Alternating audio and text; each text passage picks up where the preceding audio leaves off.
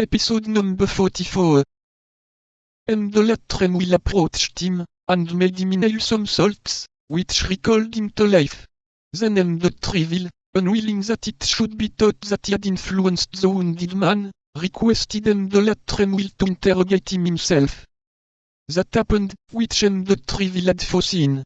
Placed between life and death, as Bernard was, he had no idea for a moment of concealing the truth, and he described to the two nobles the affair exactly as it had passed.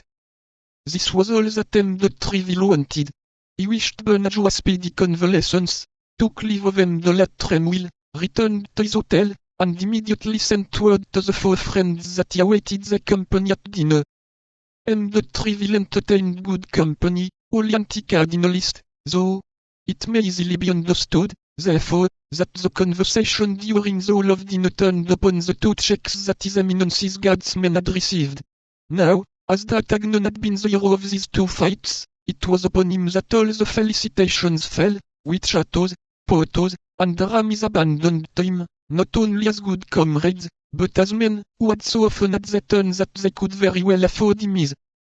Toward 6 o'clock the Treville announced that it was time to go to the Louvre, but as the hour of audience granted by His Majesty was past, instead of claiming the entree by the back stairs, he placed himself with the four young men in the antechamber. The king had not yet returned from hunting. Our young men had been waiting about half an hour, amid a crowd of courtiers, when all the doors were thrown open, and His Majesty was announced. At his announcement D'Artagnan felt himself tremble to the very marrow of his bones. The coming instant would in all probability decide the rest of his life. His eyes therefore were fixed in a sort of agony upon the door through which the king must enter. Louis Roman XIII appeared, walking fast. He was in hunting costume covered with dust, wearing large boots, and holding a whip in his hand. At the first glance, D'Artagnan judged that the mind of the king was stormy.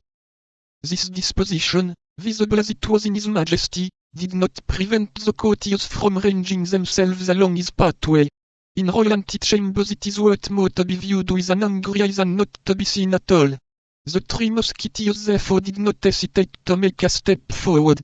D'Artagnan on the contrary remained concealed behind them, but although the king knew Athos, Porthos, and Aramis personally, he passed before them without speaking, or looking, indeed, as if he had never seen them before.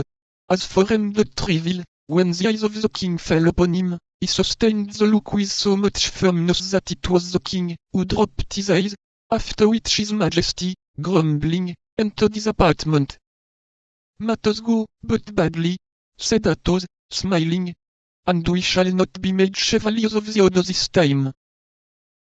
"Wait here 10 minutes," said the Treville, "and, if at the expiration of 10 minutes you do not see me come out, return to my hotel, for it will be useless for you to wait for me longer." The four young men waited 10 minutes, a quarter of an hour, 20 minutes, and seeing that the Treville did not return, went away very uneasy as to what was going to happen.